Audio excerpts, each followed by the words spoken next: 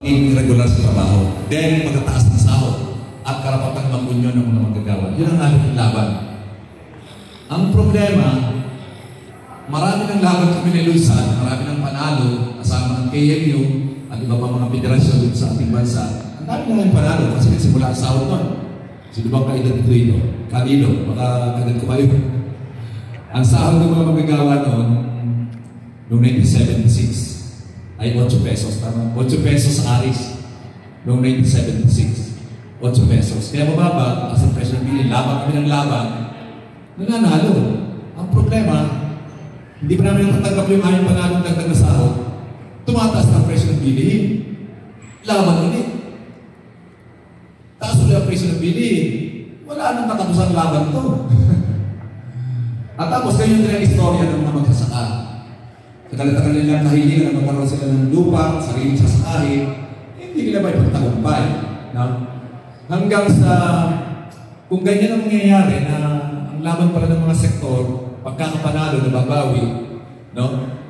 Eh baka maganda na hindi na lamang laban ng mga manggagawa ang pasukin ko, kundi pasukin na yung usapin ng politika.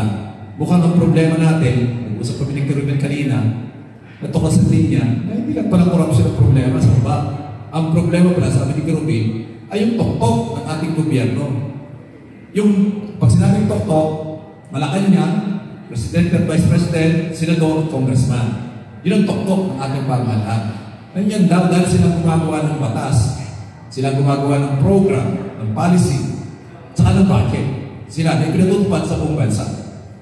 Ayan. At, sabi ko, kailangan na yung mga manggagawa ay hindi na lamang mag-union, maghingi ng dagdag na sahod, na binabawi din lang naman. Siguro panahon na ng mga manggagawa na siya naman ang pinakamarami sa lipunan natin, ay baka magandang sila rin ang mag-gobyerno.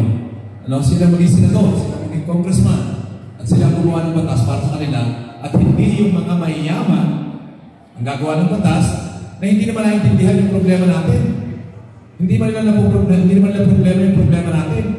At saka sila, yung mga mayayaman, at yung mga bilyonaryo, kaunting piraso lang yan, dito sa ating lipunan. Wala pang 2,000 na mga bilyonaryo sa Pilipinas. Pero bakit sila ang namumuno sa pinakamaraming mamayan, tulad ng mga manggagawa, magsasaka, mga isda, at mga vendors? Bakit sila? Dapat, kung totoong demokrasya, kung tayo ang marami, may hirap, dapat yun ang namumuno. Bakit ang namumuno sa atin ay yung kakaunti? Yung gano'n. Kaya yun ang dahilan kung bakit ako nagtataka ngayong tumakbo sila doon dahil nakita ko yung mga tatakbo ay mga luma. Mga dating mga senador na, naka-5 beses na. Si Soto, naka-5 beses. Maliban na, pananalo na si Soto. 5 beses na siya naging senador. Si Bong Revilla, pananalo, pang-akyata, pang-apat na pagiging senador. Si Cayetano, pang-3 beses na naging senador. Si Lito Lapid, pang-2 beses na magiging senador. Pero wala namang nababago sa buhay ng mga mahihirap. Yung problema natin na mataas na presyo ng kuryente, hanggang ngayon problema pa rin. Yung presyo ng bigas, na problema natin, hanggang ngayon mataas pa rin. Yung trabaho,